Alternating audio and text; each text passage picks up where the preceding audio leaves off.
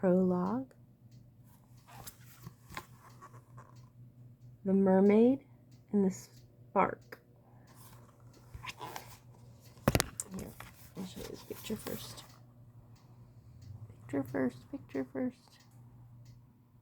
There you go. She lived in a cavern, in a crevice in the deep dark, far below where the water crushed and the currents pushed and pulled, down where the deepest tug of the moon drew her forth, lifting her just enough that she could dance in the splinters of light. She sipped strands of starlight and bathed in the shards of the moon. She danced and spun and slipped, sank again, deeper down.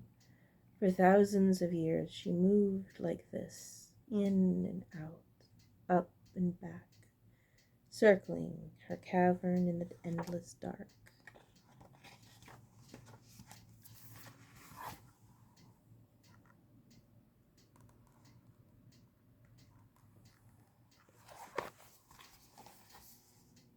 One night, a spark fell, a tiny burning thing that did not belong in the cold deep. It sizzled when it touched the water. It stank like metal in a storm as it sank below the waves. It sank through the current, and when she breathed it in, it singed her throat. It burned. It burned like breath, and suddenly she felt cold, and the weight of the darkness pressing down on her from all sides and squeezing her upwards. The water that had always cradled her felt heavy like stone. The fire inside her chest pulled her upward, up toward the moonlight, her heart beating as though it would crack open her ribs, and then she broke the surface.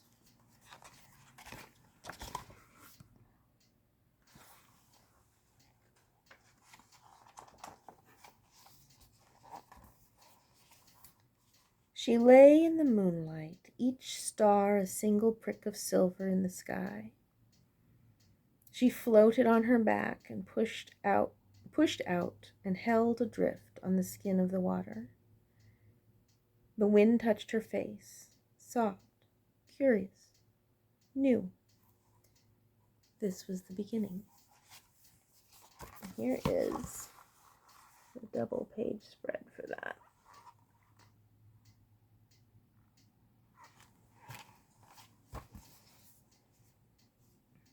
Prologue continued, the flight. I drifted like flotsam for an unknown time. The sun rose and crisped my skin. My lips cracked. My eyes burned. I stared up into the merciless blue and felt the last of my tears dry on my cheeks, salt stiffening in my hair. I bobbed and dipped, small as driftwood. That is when the eagle came. I already showed you, but one more time.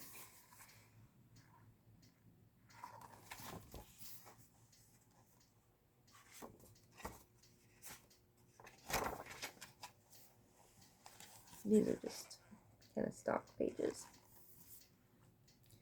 It caught the mermaid in its claws and dragged her into the air. Her body hung limp as it carried her across the sky, and as it flew, her fins dried and flaked away, her scales loosened, dropping from her in a gleaming trail that glittered the roof of her world. The more she dried, the more substance she gained, mass and weight and shape. A form no longer meant for the sea, she grew heavier in its talons. The eagle beat its wings harder, not carrying her now, but trying to escape as she solidified. She was clutching its feet, not carried in his, and the bird strained upward with desperate, frantic strokes, fighting gravity, fighting inevitability. At last she let go. She plummeted towards the earth. It was a much shorter story and a longer one. The mermaid of the deep swallowed a spark, rose to the top of the world, beheld the burn of the sun, flew on the wings of an eagle, and struck land with a crash that split her life in two. We still tell tales of her. the woman under the waves who beckons the surf with her tail and smooths the sand with her breath. We tell her stories, and we dance her dances. Now, I don't know if I can do this without my glasses better or with my glasses better. Nope, that's not going to work. All right. Once upon a time, a mermaid came to our land. Some say she was pushed out of the ocean. Others say she climbed from the sea of her own choosing. Others still insist that she plummeted from the sky like a fallen star. All of these are true. However she came, she wandered up the mountainside entranced. She watched the birds circling above the trees and the restless shimmer of leaves in the wind.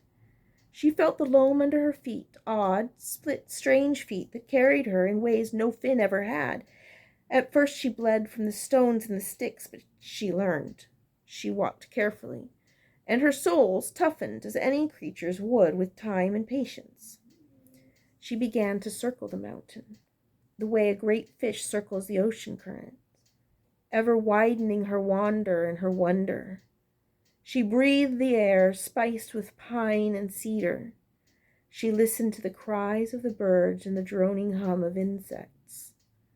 She answered them with her own voice, and the creatures came, curious as she was, to meet this strange new being who sang back to them. She wandered endlessly.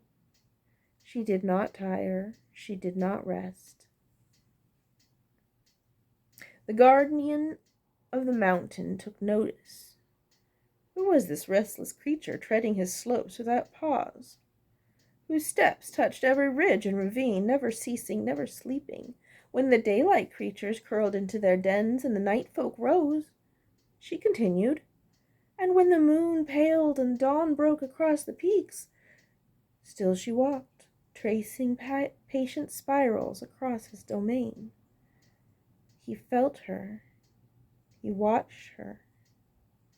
At first with curiosity, and then with annoyance, and then slowly with comfort. Her presence became a companion heartbeat, steady, strange, promising. And at last he found himself pulled to meet her, to confront her, to ask her why she walked.